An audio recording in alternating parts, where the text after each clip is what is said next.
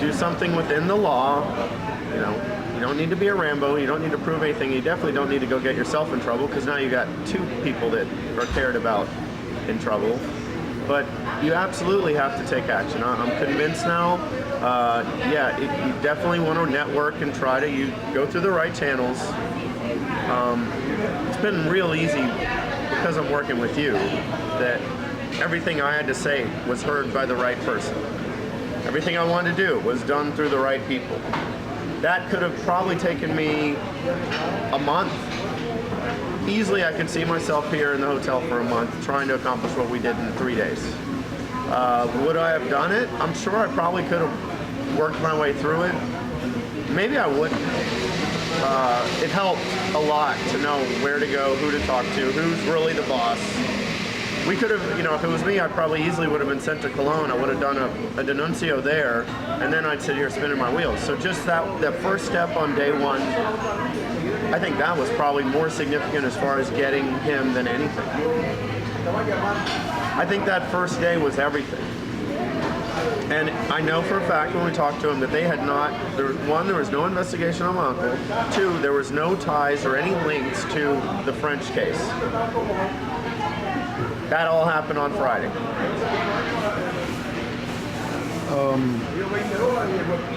I'm trying to think of another intelligent question. If you could say something to Javier Martin, what would you say? If you could send a message to him, what would you say? You rat bastard, you took life. You cannot do that. You cannot take life. Don't take life. You motherfucker. You can edit that.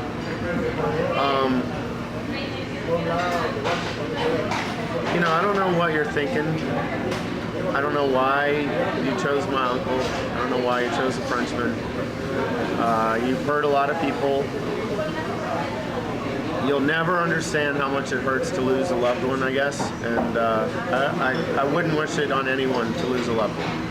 So I guess in passing, I wish you the very worst, but it's not going to get my uncle back, and I realize that. So I hate you.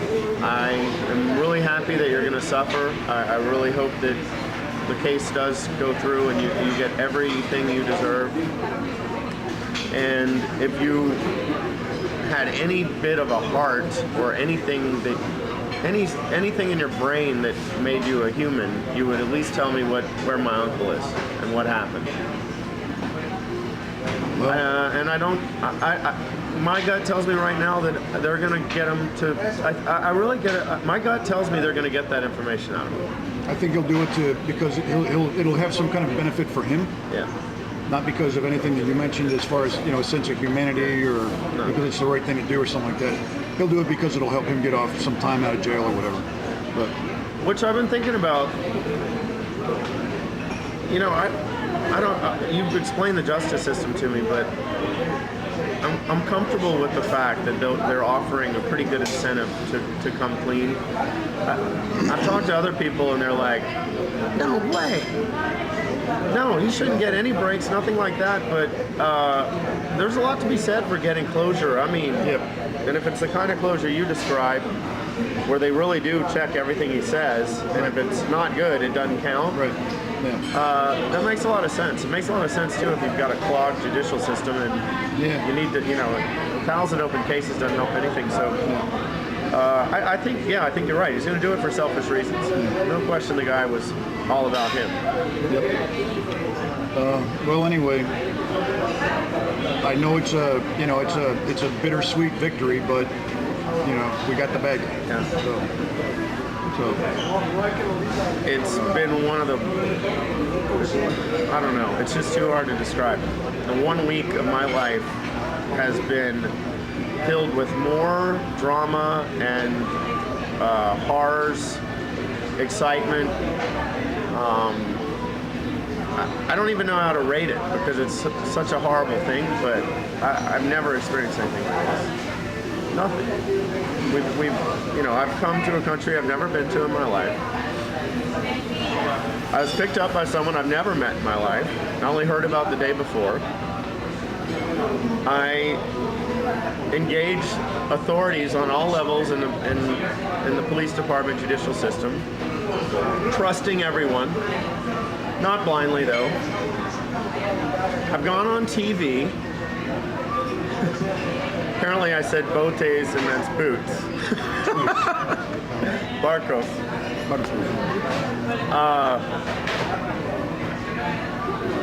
I mean, Don, there's no way I could do it if I hadn't. I mean, it's just a blessing that you're here, and I certainly knew to come and take action. It wasn't a question for me, but it's kind of like anything in life. If you've got someone who knows and you trust them, listen to their advice, and it's going to make it a lot easier and more efficient. I think efficiency is probably the key word of our week. Everything we did, I don't think we wasted.